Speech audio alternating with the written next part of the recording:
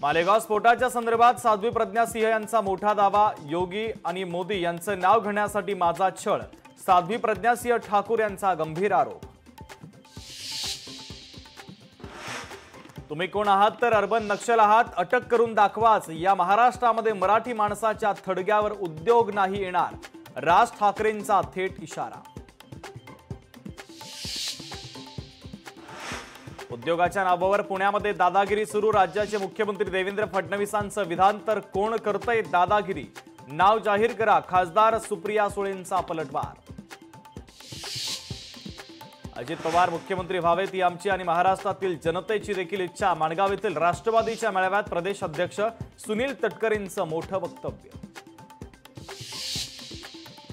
भ्रष्टाचाराच्या विरोधामध्ये उद्धव ठाकरे आक्रमक, लवकरच मोर्चा काढणार। उद्धव ठाकरेंचा महायुती सरकारला इशारा।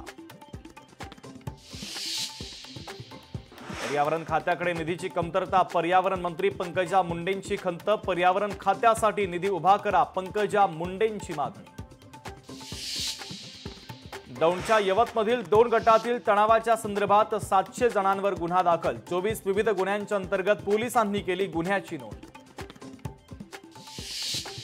अत्याचार प्रकरणामध्ये प्रज्वल रेवन्नाला जन्मठेप, गेल्या वर्षी एप्रिल महिन्यामध्ये झाले होते आरोप। तर महिलेच्या आरोपानंतर सुरू होती चौकशी, अखेर कोर्टाने दिला महत्त्वाचा निकाल।